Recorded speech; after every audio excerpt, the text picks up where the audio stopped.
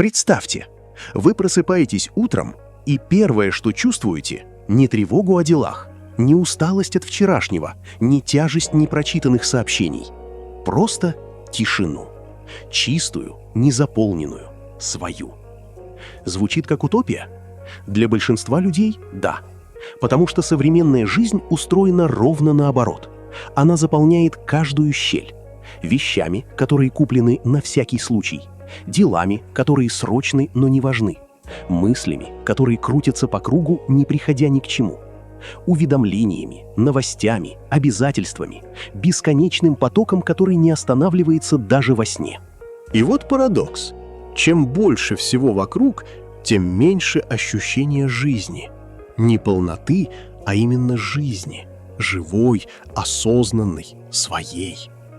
Японская культура тысячелетиями знала об этом и выработала не мотивационные лозунги, а точные, выверенные практики, философские концепции, каждый из которых работает как инструмент.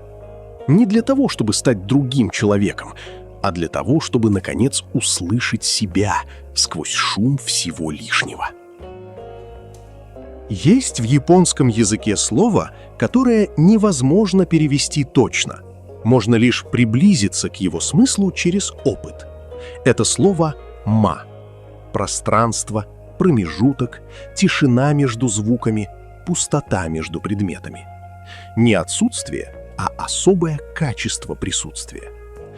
Западный ум привык наполнять пустую комнату мебелью, пустое время делами, пустое сердце развлечениями. Японская традиция тысячелетиями учила обратному. Именно пустота делает вещь пригодной к использованию. Именно промежуток создает смысл. 30 спиц входят в одну ступицу, но не будь она пуста посередине, не было бы колеса. Кувшин лепят из глины, но не будь он пуст внутри, на что был бы пригоден? В доме делают окна, двери и стены, но не будь пустоты между ними, где тогда жить? Писал Лао Цзы в Дао Дэ Цзин. Великий китайский мудрец сформулировал это прежде японцев, но именно японская культура воплотила эту истину в образ жизни, в архитектуре, в садовом искусстве, в чайной церемонии, в поэзии хайку, где пауза несет столько же смысла, сколько слова. Современный человек живет в мире, из которого изъято ма. Каждый час расписан задачами, каждая поверхность покрыта вещами. Каждая тишина немедленно заполняется потоком информации. И в этом непрерывном наполнении рождается парадокс. Чем больше всего вокруг, тем меньше ощущение смысла. Переполненный человек не богатый, а задохнувшийся. Перегруженный ум не умный, а истощенный. Первый путь к свободе от лишнего японская традиция предлагает через эстетику ваби-саби. Сенно Рикю – историческая фигура, признанная наиболее влиятельной в японской чайной церемонии и отчасти в традиции ваби-ча. Не будучи создателем философии ваби-саби, Рикю, тем не менее, был одним из главных ее популяризаторов и внедрил ее в чайную церемонию в частности. Именно он, служа при дворе всесильного военного правителя Тойотоми Хидэёси, совершил революцию, тихую, почти незаметную снаружи, но глубочайшую по существу. Рикю уменьшил размер чайного домика до 3 и даже 2 татами, свел к минимуму украшения и число принадлежностей, используемых в церемонии, сделал более простым и строгим весь характер ритуала.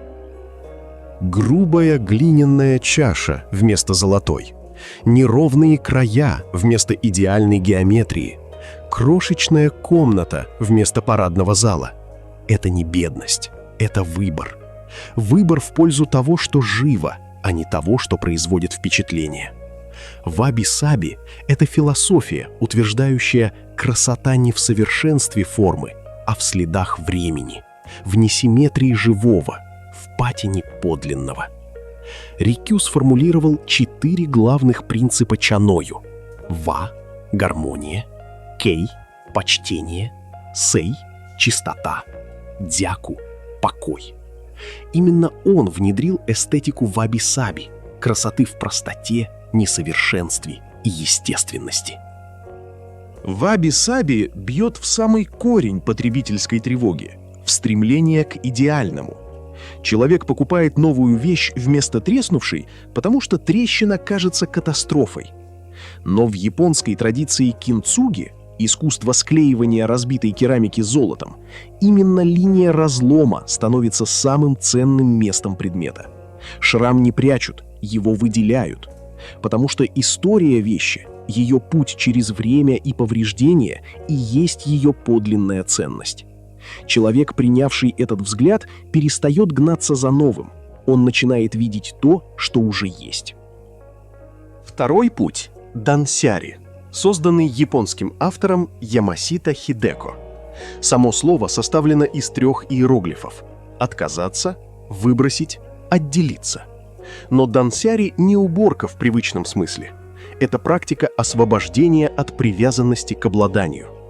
Каждая вещь, которую человек хранит, не используя, тянет на себя нить внимания. Незаметно, но непрерывно. Шкаф с вещами на потом производит фоновое беспокойство. Стопка непрочитанных книг порождает тихую вину.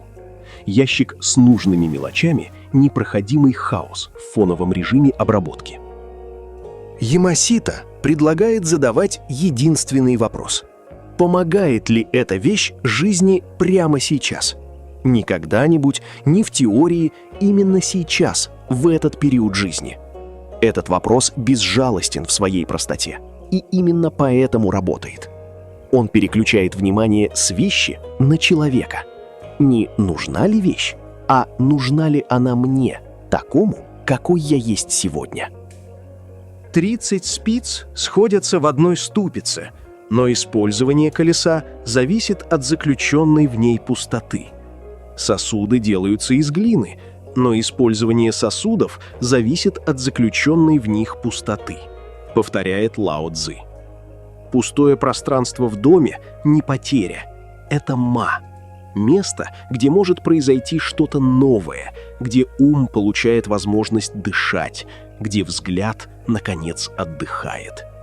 Именно в намеренно оставленной пустоте рождается подлинное ощущение простора, не метражом, а качеством присутствия. Третий принцип, тесно связанный с первыми двумя, это икигай, буквально причина существовать, или то, ради чего стоит вставать по утрам. Когда пространство освобождено от лишнего, встает вопрос, которого раньше не было слышно за шумом вещей и дел. А что остается? Что в действительности важно? Икигай — это пересечение 4 кругов. Того, что любишь, того, в чем хорош, того, что нужно миру, и того, что может быть вознаграждено. Не каждый находит точку, где все 4 совпадают, но сам процесс поиска уже практика избавления от лишнего, от чужих ожиданий, от навязанных целей, от деятельности, которая наполняет время, но не жизнь. Нужно сделать свое сердце предельно беспристрастным, твердо сохранять покой, и тогда все вещи будут изменяться сами собой, а нам останется лишь созерцать их возвращение, говорит Дао Дэ Цзин. Это и есть ма, внутреннее, тишина внутри, из которой слышно, что по-настоящему хочется, а что было лишь шумом чужих требований. Человек, не умеющий переносить внутреннюю тишину, будет заполнять ее суетой и никогда не услышит собственного икигай. Японская традиция никогда не предлагала большого однократного усилия как способа изменить жизнь. Это западная идея – революция, перелом, новая жизнь с понедельника. Японский способ мышления о переменах радикально иной. Не взрыв, а течение. Не прыжок, а шаг. Не событие, а привычка. Путешествие в 1000 ли начинается с одного шага, написал Лао Цзы. Именно этот принцип лежит в основе кайдзен, японской философии непрерывного совершенствования через малые улучшения. Кай – изменение, дзен – к лучшему. Это не просто производственная методология, хотя именно в этом качестве кайдзен стал известен в послевоенной Японии и был применен на заводах Toyota. Это образ жизни, в котором стремление к совершенству не парализует, потому что не требует совершенства сразу. Логика кайдзен предельно проста. Любое значимое изменение состоит из тысяч крошечных шагов, каждый из которых сам по себе незначителен. Убрать не всю квартиру, положить на место 5 вещей. Не вести здоровый образ жизни с понедельника, выпить стакан воды с утра. Не медитировать по часу, сделать 3 осознанных вдоха. Мозг, получающий сигнал о выполненном действии, обучается действию. Мозг, откладывающий действие до идеального момента, обучается откладыванию. Философия дзен учит нас, что каждое наше движение и действие является формой практики. Следует выполнять все с полной отдачей и не искать легких путей, говорит буддийский монах из храма Фумондзи. Каждое маленькое действие – это уже практика. Не подготовка к практике, не разминка перед главным, сама практика. И именно из множества таких практик складывается то, что снаружи выглядит как дисциплинированная, упорядоченная, осознанная жизнь. 4-й путь – канбан – визуализация потока задач. Этот метод был разработан в компании Toyota в 1950-х годах инженером Таити Оно как система управления производством в режиме реального времени. Сама идея проста – сделать видимым то, что происходит – незавершенные задачи, узкие места, перегруженные участки. Примененный к личной жизни, канбан обнаруживает нечто важное. Большинство людей хронически переоценивают, сколько дел они способны выполнить одновременно. 40 задач в процессе – это не продуктивность, это хаос, замаскированный под занятость. Ограничение незавершенных дел 3 – не произвол. Это признание того, как на самом деле устроено внимание. Не как прожектор, который можно направить в 40 сторон одновременно, а как луч, сила которого обратно пропорциональна площади охвата. 3 дела, доведенные до конца, дают больше реального результата, чем 30 дел, ни одно из которых не завершено. 5-й путь – Сейри Сейтон – сортировка и систематизация. Это часть японской системы 5S, применяемой в производстве и организации рабочих пространств. Сейри – отделить нужное от ненужного. Сейтон – организовать оставшиеся так, чтобы каждый предмет имел свое место. Уборка, которой часто пренебрегают, на самом деле является практикой, позволяющей исследовать свое душевное состояние, объясняет монах, практикующий дзен. Беспорядок вокруг – это беспорядок внутри, транслированный наружу. И обратно. Порядок снаружи создает условия для ясности внутри. Когда у каждой вещи есть место, беспорядок немедленно становится заметным и немедленно поддается исправлению. 6-й путь – синрин-йоку, или лесное купание. Практика осознанного пребывания в природе, появившаяся в Японии в 1980-х годах и подтвержденная рядом научных исследований. Пребывание среди деревьев снижает уровень кортизола, нормализует давление, улучшает работу иммунной системы. Но синрин-йоку – это не прогулка для здоровья в утилитарном смысле. Это практика присутствия без цели, медленно, без телефона, замечая, как меняется свет между ветвями, как пахнет смола, как звучит тишина леса, которая на самом деле не тишина, а 1000 тихих звуков.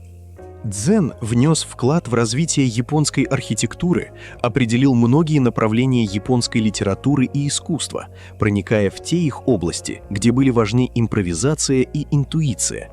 Японское отношение к природе – не романтическое любование, а практика неотдельности. Человек воспринимается не как наблюдатель природы, а как часть ее. Синрин-йоку возвращает это ощущение, нарушенное городской жизнью. Ритм природы медленнее, глубже, ровнее, чем ритм города.